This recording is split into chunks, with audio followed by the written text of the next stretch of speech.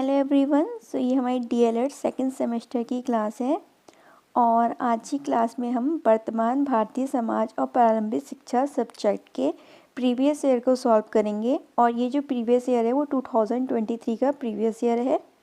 इस पेपर में हमारे सबसे पहले बहुविकल्पीय प्रश्न आते हैं, ये 15 होते हैं। उसके अलावा अतिलघु उत्तरीय प्रश्न आते हैं, ये भी 15 होते हैं। और एंड में आते हैं लघु उत्तरीय प्रश्न, ये 10 होते हैं। इन सब के आपको आंसर लिखने होते हैं, किसी में भी आपको ऑप्शन नहीं होता है। तो इस पेपर को मैं आपको सॉल्व कराने वाली हूँ। बहुविकल्पीय प्रश्नों के उत्तर हम इसी पेपर से देख लेंगे, बट जो अति लघु और लघु उत्तरीय प्रश्न है उसके लिए मैंने आप सबके लिए नोट्स प्रिपेयर किए हैं। आप इसी से मतलब ऐसे ही आंसर आप पेपर में लिख के आइएगा, आपके बहुत अच्छे मार्क्स आएंगे। इसे मैंने फ्लो चार्ट वगैरह सब कुछ बनाया है और इतने ही बड़े आंसर आपको पेपर में लिख के आने हैं। और हो सके तो आप छोटे भी कर सकते हैं, बट इससे बड़ा लिखने की कोशिश मत करिएगा क्योंकि बहुत सारे क्वेश्चन होते हैं और इतना टाइम होता नहीं है। तो टाइम को मैनेज करते हुए अपने आंसर को वहाँ पे लिखिएगा। तो चलिए इस पेपर को सॉल्व करना स्टार्ट करते हैं। पहले हम बहुविकल्पीय प्रश्न देखते हैं। पहला प्रश्न है, एमिल पुस्तक के लेखक हैं कांट, प्लूटो, रूसो, अरस्तु। तो बहुत सिंपल सा क्वेश्चन है। एमिल पुस्तक किसने लिखी है? रूसो ने लिखी है। ऑप्शन नंबर सा इसका राइट आंसर होगा। आदर्शवादी शिक्षा शास्त्री नहीं है, नहीं को बहुत ध्यान से पढ़िएगा। प्लेटो, रविन्द्रनाथ टैगोर, महात्मा गांधी, मारिया मोंटेसरी। तो उसका राइट आंसर है मारिया मोंटेसरी। शिक्षा विकास है एवं विकास करना तथा अभिवृद्धि करना ही जीवन है, ये कथन है जॉन डीबी का, प्लूटो का, कांट का या फिर अरस्तु का? ये जो कथन है वो है जॉन डीबी का। तो उसका राइट आंसर है ऑप्शन नंबर आ। नेक्स्ट क्वेश्चन है, शिक्षा प्राप्त करने के लिए प्रव्रज्य संस्कार होता था गुरुकुल शिक्षा पद्धति में, बौद्धकालीन शिक्षा पद्धति में, मुगलकालीन शिक्षा पद्धति में या वैदिककालीन शिक्षा पद्धति में? राइट आंसर है बौद्धकालीन शिक्षा पद्धति में। वैदिक कालीन शिक्षा में के पाठ्यक्रम में अपराध विधा के अंतर्गत नहीं है पढ़ाया जाता इतिहास, भूगर्भशास्त्र, नीतिशास्त्र, अर्थशास्त्र। तो राइट आंसर है नीतिशास्त्र। नेक्स्ट क्वेश्चन है, वर्धा में अखिल भारतीय राष्ट्रीय शिक्षा सम्मेलन आयोजित हुआ था। सो ये कब आयोजित हुआ था? 1937 में। ऑप्शन नंबर ए इसका राइट आंसर है। मुगल काल में शिक्षा के केंद्र थे, उच्च शिक्षा के केंद्र थे मकतब, मदरसे, दरगाहें या फिर खानकाहे। तो कौन थे? मदरसे। बाल देवो भव ये शैक्षिक विचारधारा किसकी है? फ्रोवेल की, रूसो की, गिज्जूबाई बघेगा की या फिर जॉन डीवी की? तो ये जो विचारधारा है वो है गिज्जूबाई बघेगा की। पृथ्वी दिवस किस दिन मनाया जाता है, मतलब कब मनाया जाता है? 22 अप्रैल, 8 जून, 17 फरवरी, 11 फरवरी। तो ये बहुत इजी सा, आई थिंक आप सभी को आता होगा, 22 अप्रैल। युग धर्म कहा जाता है परिवर्तन नाम मूल्यों को, शाश्वत मूल्यों को, अ और व दोनों को या इनमें से कोई नहीं? तो इसका राइट आंसर है ऑप्शन नंबर सा, अ व दोनों को। दिवा स्वप्न पुस्तक के लेखक हैं गिजुबाई बघेगा, स्वामी विवेकानंद, महात्मा गांधी, सर्वपल्ली राधाकृष्ण। तो उसका राइट आंसर है ऑप्शन नंबर अ, गिजुबाई बघेगा। संविधान में किस भाषा को राजभाषा का दर्जा मिला है? हिंदी, उर्दू, अंग्रेजी या फिर फारसी? तो संविधान द्वारा हिंदी भाषा को राजभाषा का दर्जा दिया गया है। दूरवर्ती शिक्षा को कहते हैं पत्राचार शिक्षा, दूरस्थ शिक्षा, स्वतंत्र शिक्षा या फिर उपयोग में से सभी? तो ये सभी दूरवर्ती शिक्षा के अलग अलग नाम है। तो उसका राइट आंसर होगा ऑप्शन नंबर द। शिक्षा एक द्विमुखी प्रक्रिया है, ये किसने कहा है? जॉन डीवी ने, एडम्स ने, फ्रोवेल ने या फिर सुकरात ने? सो ये कहा है एडम्स ने। लोकतंत्र जनता के लिए, जनता के द्वारा जनता की शासन व्यवस्था है, कहा है? अब्राहम लिंकन ने, सीले ने, वॉयट मीड ने या फिर महात्मा गांधी ने? बहुत इजी सा स्टेटमेंट है, सबको पता होगा, अब्राहम लिंकन ने। सो यहाँ पे हमारे 15 बहुविकल्पी प्रश्न कंप्लीट होते हैं। हम अति लघु उत्तरीय प्रश्नों के उत्तर देखते हैं और लघु उत्तरीय प्रश्नों के। सो पहला अति लघु उत्तरीय प्रश्न है, वैदिक कालीन शिक्षा के अनुसार उपनयन का शाब्दिक अर्थ है? तो वैदिक कालीन शिक्षा के अनुसार उपनयन का शाब्दिक अर्थ है नैकट्य प्रदान करना। क्या है? नैकट्य प्रदान करना। नेक्स्ट क्वेश्चन है जल संरक्षण की उपयोगिता बताइए।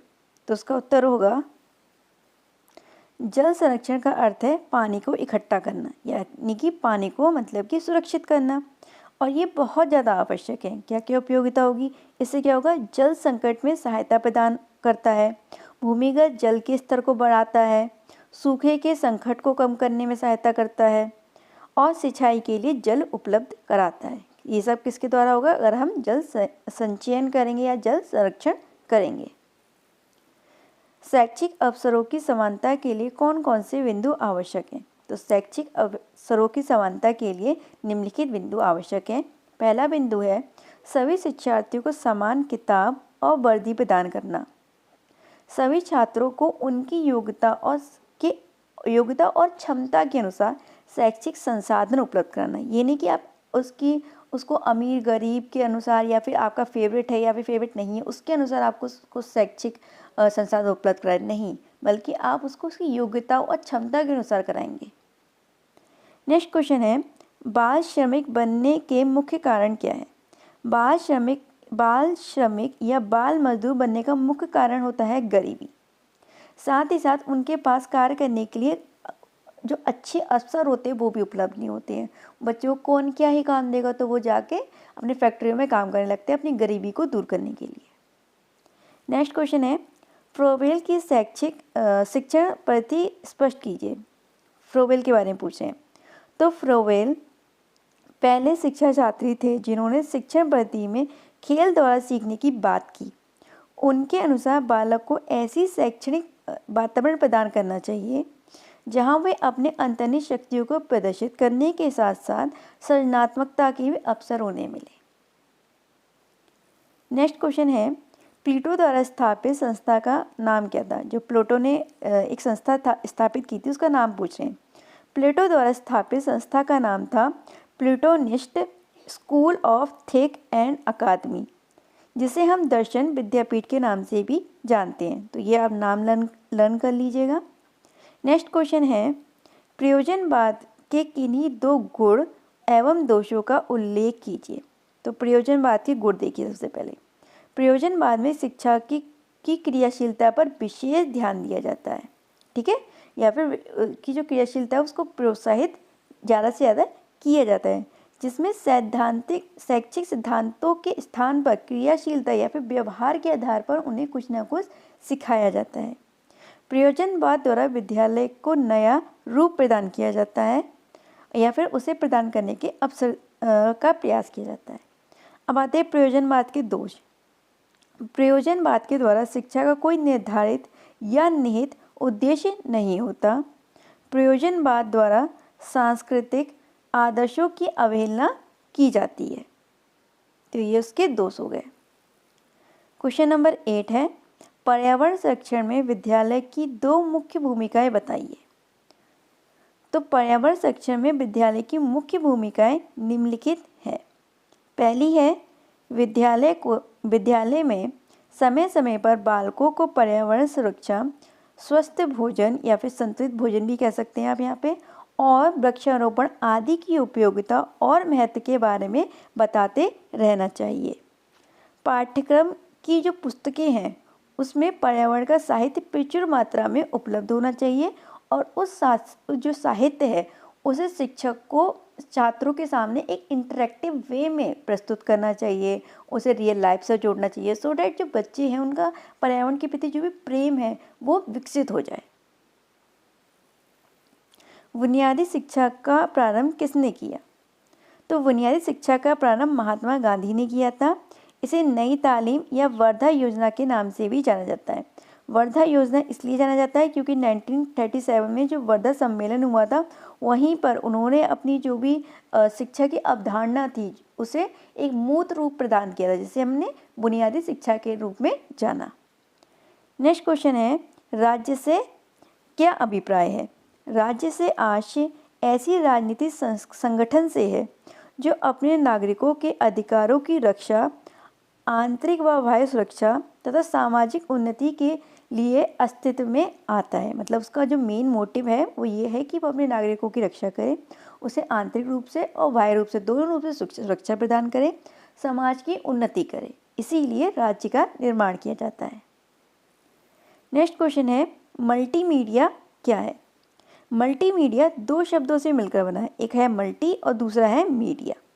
मल्टीमीडिया का जो मल्टी है उसका अर्थ है बहु यानी कि विविध, जबकि जो मीडिया है उसका अर्थ है माध्यम। अर्थात मल्टीमीडिया का क्या अर्थ हुआ? विभिन्न माध्यमों से मिलने वाली जानकारी को आपस में जोड़कर आकर्षक व इंटरैक्टिव तरीके से प्रस्तुत करना ही मल्टीमीडिया कहलाता है। मल्टीमीडिया में वीडियो, टेक्स्ट, फोटो, एनिमेशन आदि सभी कुछ सम्मिलित होते हैं। आई होप आपको समझ में आ गया होगा मल्टीमीडिया क्या होता है। नेक्स्ट क्वेश्चन है, स्त्री शिक्षा के विषय में प्लेटो का क्या मत था? देखिए, कुछ मत नहीं था, उन्होंने ये कहा था कि स्त्री और पुरुष दोनों को समान शिक्षा प्रदान की जाए। प्लेटो ने स्त्री व पुरुष के लिए समान शिक्षा व्यवस्था लागू की थी, जहाँ स्त्रियों को भी पुरुष के समान शिक्षा व अवसर प्रदान किए जाते थे, कोई भेदभाव नहीं होता था। नेक्स्ट क्वेश्चन है, भूमंडलीकरण को परिभाषित कीजिए। भूमंडलीकरण एक प्रक्रिया है जिसके द्वारा दुनिया भर के देशों के बीच आर्थिक, राजनीतिक, सामाजिक और तकनीकी संबंधों को बढ़ाने का प्रयास किया जाता है। क्या है? एक प्रक्रिया है जिसके अंदर दुनिया भर के जितने भी देश हैं उनके बीच आर्थिक, सामाजिक, राजनीतिक और तकनीकी संबंध बढ़ें, इसके लिए प्रयास किया जाता है। नेक्स्ट क्वेश्चन है, लैंगिक समानता से आप क्या समझते हैं? तो इसका आंसर है, लैंगिक समानता से आशय है कि पुरुष और स्त्री के बीच में कोई भी अंतर नहीं किया जाए, उन्हें समान रूप से अवसर, शिक्षा, अधिकार आदि प्रदान करे जाए। मतलब कि उनके बीच में लिंग के आधार पर कोई भी अंतर नहीं हो रहा है। नेक्स्ट क्वेश्चन है, स्वामी विवेकानंद के अनुसार जन शिक्षा क्या है? स्वामी विवेकानंद के अनुसार जन शिक्षा का आशय जन साधारण को जीवन संघर्ष के लिए तैयार करना है। स्वामी विवेकानंद के अनुसार शिक्षा ऐसी होनी चाहिए जो बालक का मानसिक, सामाजिक और आत्मिक विकास करे। तो जो स्वामी विवेकानंद की शिक्षा की जो अवधारणा है वो एक तरीके से गांधी जी से मिलती जुलती है। ठीक है, उन्होंने भी यही कहा था। यहाँ पे हमारे अति लघु उत्तरीय प्रश्न पूरे होते हैं, 15 अति लघु उत्तरीय प्रश्न आते हैं जो कि आपको सारे करने होते हैं। अब आते हैं लघु उत्तरीय प्रश्न पे। पहला लघु उत्तरीय प्रश्न है, शिक्षा की अवधारणा स्पष्ट करते हुए इसके महत्व बताइए। तो सबसे पहले शिक्षा की अवधारणा यानी कि शिक्षा का अर्थ है, सबसे पहले ज्ञान, उचित आचरण व विद्या प्राप्त करने की जो प्रक्रिया है उसे ही हम क्या कहते हैं? शिक्षा कहते हैं। एक यहाँ पे डेफिनेशन लिखी हुई है मैकेंजी की, याद कर लीजिएगा, डेफिनेशन लिखने पे अच्छे नंबर मिलते हैं। शिक्षा वह प्रक्रिया है जिससे जो जीवन पर्यंत चलती रहती है। प्रत्येक अनुभव के साथ क्या होता है? ज्ञान में भी वृद्धि होती है। जैसे जैसे हमें नए अनुभव मिलते हैं वैसे वैसे हमारे ज्ञान में भी वृद्धि होती जाती है। नेक्स्ट हेडिंग डालेंगे इसी क्वेश्चन में, शिक्षा की अवधारणा। शिक्षा बालक की अंतर्निहित शक्तियों व क्षमताओं का विकास करने की प्रक्रिया है। शिक्षा व्यक्ति को समाज में वयस्क की भूमिका निभाने के लिए तैयार करती है तथा समाज का सदस्य व जिम्मेदार नागरिक बनने के लिए आवश्यक गुणों का भी विकास करती है। तो कहा जाए तो जो शिक्षा है वो एक तरीके से सामाजिक प्रक्रिया है। अब शिक्षा के क्या महत्व हैं वो देख लीजिए। शिक्षा के महत्व निम्नलिखित हैं। पहला महत्व है, शिक्षा द्वारा किसी भी वस्तु के विषय में ज्ञान प्राप्त होता है। अगर आपको किसी भी चीज़ के बारे में जानना है तो आप क्या करते हैं? उसके बारे में शिक्षा प्राप्त करते हैं। नेक्स्ट है, शिक्षा द्वारा ही बालक की जन्मजात शक्तियों का सर्वांगीण विकास किया जा सकता है।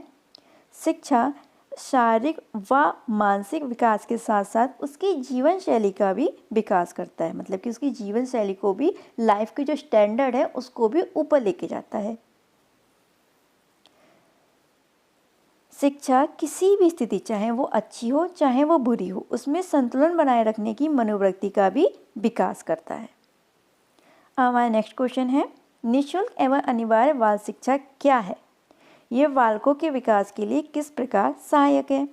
तो निःशुल्क एवं अनिवार्य शिक्षा क्या है? सबसे पहले ये देख लीजिए। 86वें संविधान संशोधन जो कि 2002 में हुआ था, निःशुल्क एवं अनिवार्य शिक्षा का एक मौलिक अधिकार बना दिया गया। ठीक है, जिसे भारतीय संविधान के अनुच्छेद 21A में रखा गया। अगर मैं इसकी भाग की बात करूँ तो ये संविधान के भाग 3 में है, जिसमें 6 से 14 वर्ष के बच्चों के लिए निःशुल्क एवं अनिवार्य शिक्षा का प्रावधान किया गया। यह प्रस्ताव 4 अगस्त 2009 को संसद द्वारा पारित किया गया और 1 अप्रैल 2010 से पूरे देश में ये लागू हो गया। अब शाब्दिक अर्थ देख लेते हैं।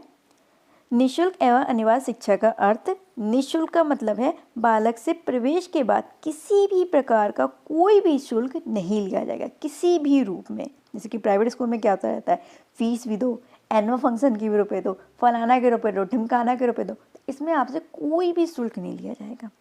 उसके बाद अनिवार्य का क्या अर्थ होता है कि 6 से 14 वर्ष के सभी बच्चों का प्रवेश, उपस्थिति व शिक्षा की क्रिया को सुनिश्चित करना। ये किसका काम है? टीचर का काम है कि वो 6 से 14 वर्ष के बच्चे को देखें कि सभी बच्चों को एजुकेशन मिल रही है, उनने प्रवेश लिया है या नहीं।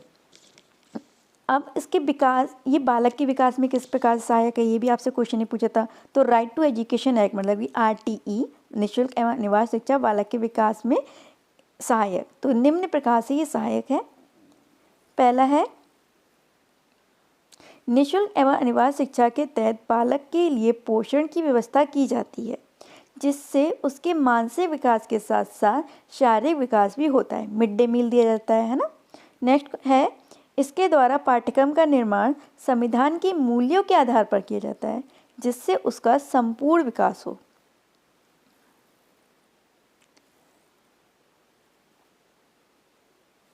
नेक्स्ट है, प्रदान की जाने वाली शिक्षा बाल केंद्रित होती है, जिसमें बालकों के अंदर भय व डर का विकास नहीं होता। शिक्षक केंद्रित पे क्या होता है, शिक्षक पीटे जा रहा है, तो पीटना ही बिल्कुल मना है।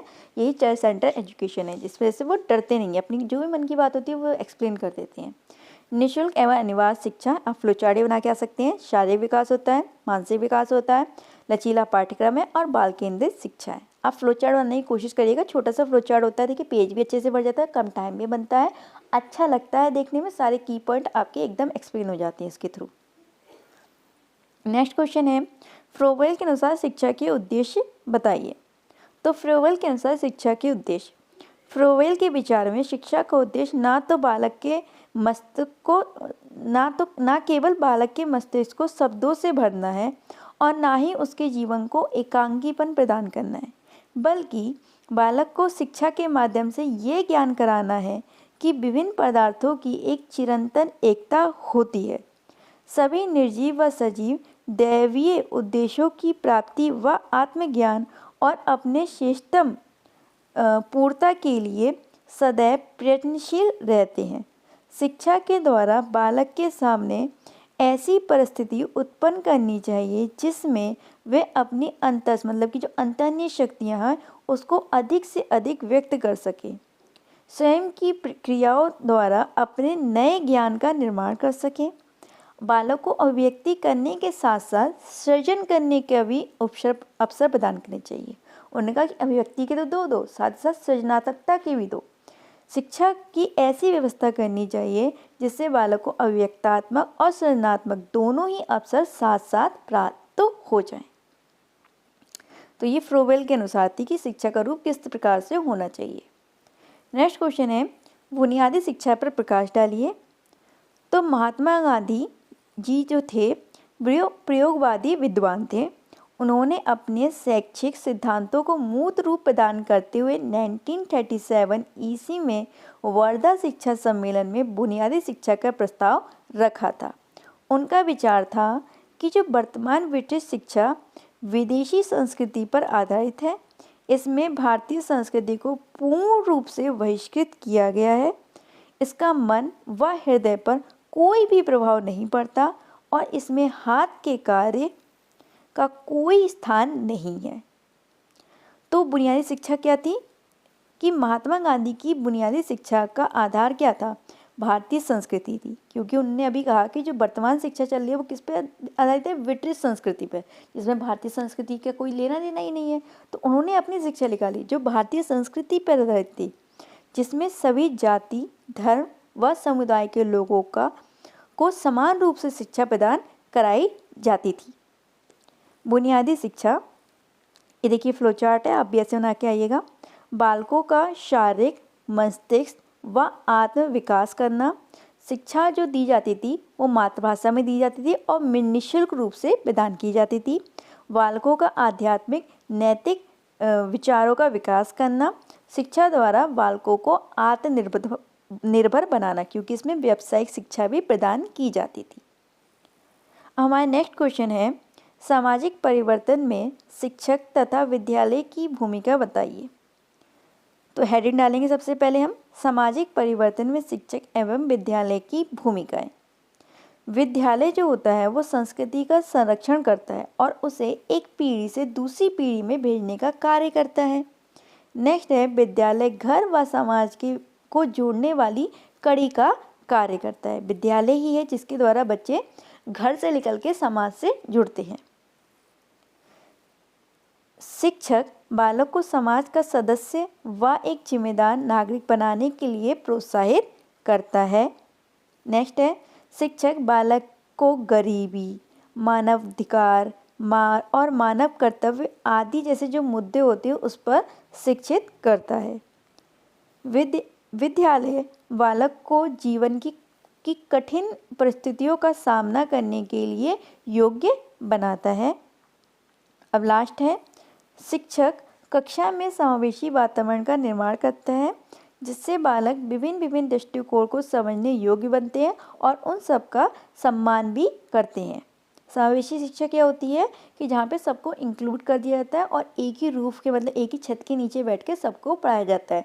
तो वो विभिन्न समुदाय के लोगों की, संस्कृति के लोगों की, अलग अलग फिजिकल एबिलिटी वाले लोगों की बातों को समझेंगे, उनके विचारों को समझेंगे, उनके संग रहना उठना सीखेंगे, तो वो आगे भी उन सब चीज़ों की रेस्पेक्ट करेंगे। नेक्स्ट क्वेश्चन है, औपचारिक एवं अनौपचारिक शिक्षा में अंतर स्पष्ट कीजिए। तो कहीं भी आपको अगर अंतर लिखने को आए तो आप इसी तरीके से लिख के आएंगे। पहले लिखेंगे एक साइड औपचारिक शिक्षा और दूसरी साइड अनौपचारिक शिक्षा। ये आधार है कि किस आधार पे ये अंतर है। क्या है? आधार है। पहला है आधार पाठ्यक्रम। तो जो औपचारिक शिक्षा का जो पाठ्यक्रम होता है वो व्यापक होता है, बहुउद्देशीय होता है और जीवन से संबंधित होता है। जबकि जो अनौपचारिक शिक्षा होती है उसका जो पाठ्यक्रम होता है वो संकुचित होता है और सामाजिक वातावरण से या सामाजिक जितने मुद्दे होते हैं जो उस टाइम चल रहे होते हैं उससे संबंधित होता है। शिक्षक इसमें प्रशिक्षण कार्य के लिए एक शिक्षक की व्यवस्था होती है, लेकिन जो अनौपचारिक शिक्षा होती है उसमें किसी भी शिक्षक की व्यवस्था नहीं होती है। नेक्स्ट है क्षेत्र। इसका क्षेत्र व्यापक है और ये नियमित और क्रमबद्ध तरीके से चलती रहती है, जबकि इसका क्षेत्र कैसा है? संकुचित है। देखिए आप डेली कॉलेज जाते हैं, स्कूल जाते हैं और नियमित तरीके से अपने सिलेबस को फुलफिल करते हैं, वो औपचारिक शिक्षा है। सीखने का तरीका। इसमें छात्रों को किसी विशेष क्षेत्र के बारे में सैद्धांतिक ज्ञान प्रदान किया जाता है, लेकिन जो अनौपचारिक शिक्षा होती है उसमें जो पहले से जो सैद्धांतिक ज्ञान प्राप्त है उसका वो व्यवहारिक रूप से उपयोग करता है, यानी कि उसका अभ्यास करता है, उसे अभ्यास करने के अवसर मिलती है। इसमें सीखने का माहौल। इसमें शिक्षा एक नियंत्रित वातावरण में आमने सामने बैठकर या ऑनलाइन रूप से होती है, जबकि इसमें जो शिक्षा का वातावरण होता है, सीखने का जो वातावरण होता है वो पूरा का पूरा अनियंत्रित होता है। इसमें ज्ञान वीडियो देखकर, चैट रूम में शामिल होकर, खेल और स्वाध्याय आदि द्वारा प्राप्त होता है। अब लास्ट पॉइंट है अन्य करके। औपचारिक शिक्षा अतीत, वर्तमान और भावी जीवन के लिए तैयार करती है, जबकि जो अनौपचारिक शिक्षा होती है वो मोस्टली हमारे वर्तमान जीवन पर ही अभिकेंद्रित होती है, यानी उस पर केंद्रित होती है। नेक्स्ट क्वेश्चन है, पर्यावरण प्रदूषण को रोकने के उपाय सुझाइए। हेडिंग डालेंगे पर्यावरण प्रदूषण रोकने के उपाय। पहला उपाय है सौर ऊर्जा के उपयोग को बढ़ावा देना, वन संरक्षण और वनारोपण को सर्वाधिक प्राथमिकता देना, कूड़ा करकट इधर उधर नहीं फेंकना बल्कि उसका निस्तारण उसके निश्चित स्थान पर करना, मतलब उसको नष्ट करना जब होता है वो उसका जो प्रॉपर एरिया बना रखा है वहीं जाके उसको नष्ट कीजिए, मतलब कि फेंकिए। कारखानों व औद्योगिक इकाइयों को नगरीय स्थान से दूर स्थापित करना, पर्यावरण के अनुकूल उत्पादों का उपयोग करना, बायो फ्रेंडली। एक फ्लो चार्ट है, ऐसे बना के आइएगा आप पेपर में। पर्यावरण प्रदूषण को रोकने के उपाय। पहला है अधिक से अधिक वृक्ष लगाना, पॉलीथीन का उपयोग वर्जित करना, निजी वाहनों का उपयोग कम से कम करना, सार्वजनिक वाहनों का उपयोग को बढ़ावा देना, गंदा पानी व कूड़ा नदी में नहीं डालना, स्वच्छ ऊर्जा का इस्तेमाल करना। अब यहाँ पे हमारा नेक्स्ट क्वेश्चन आता है, समाज से आप क्या समझते हैं? शिक्षा एवं समाज के मध्य पारस्परिक संबंधों को बताइए।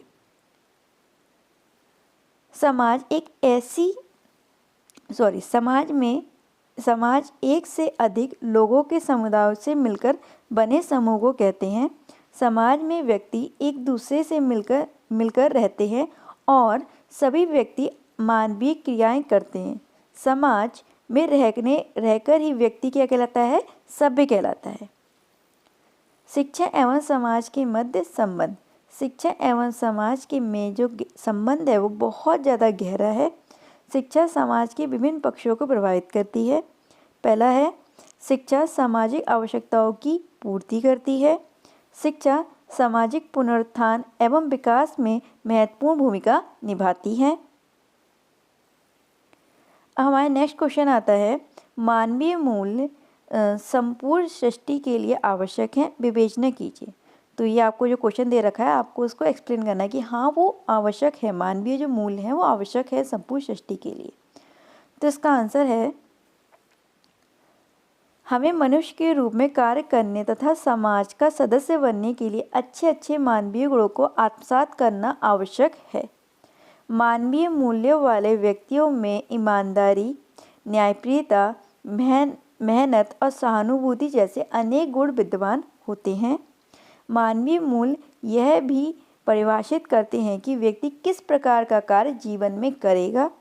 मानवीय मूल्य संपूर्ण सृष्टि के लिए आवश्यक हैं क्योंकि यह हमारे व्यक्तित्व का निर्माण करते हैं तथा पग पग पर हमारा मार्गदर्शन करते हैं। मानवीय मूल्य का महत्व। मानवीय मूल्य जो है वो सार्वभौमिक है। ऐसा नहीं है कि यहाँ पे इंडिया में अच्छे से बात करना अच्छी बात है तो यूएस में अच्छे से बात करना गलत बात हो जाएगी। नहीं, ये सारे जगह सार्वभौमिक है, सब जगह ये मान्य है। मानव व समाज की मौलिक अच्छाई को बाहर लाते हैं, बेहतर समाज का निर्माण करते हैं, लोकतांत्रिक सिद्धांत को रेखांकित करते हैं।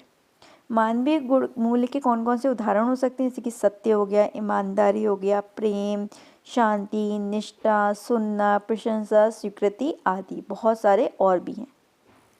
अब हमारा लास्ट क्वेश्चन है, राष्ट्रीय शिक्षा नीति 1986 की 4 मुख्य विशेषताएं बताइए। हेडिंग डालेंगे राष्ट्रीय शिक्षा नीति 1986 की मुख्य विशेषताएं।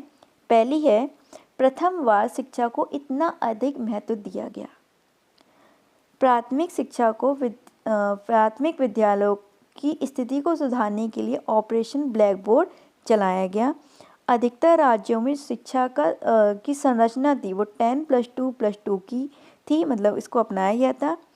इस नीति द्वारा इंदिरा गांधी राष्ट्रीय मुक्त विद्यालय के साथ साथ ओपन यूनिवर्सिटी की भी स्थापना की गई थी। तो ये हमारी 4 विशेषताएं हो गई। एंड में एक फ्लो चार्ट बनाया जाएगा अगर टाइम बचे तो। राष्ट्रीय शिक्षा नीति 1986।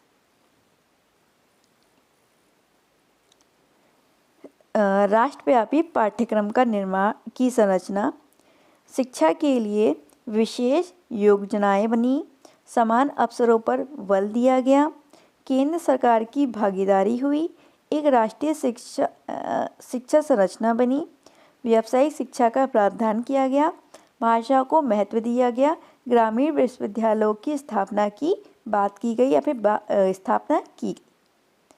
तो हमारा यहाँ पे ये पेपर कंप्लीट होता है। आई होप आपको सभी क्वेश्चन के आंसर अच्छे से याद हो गए होंगे, समझ में आ गए होंगे। Bye and have a good day.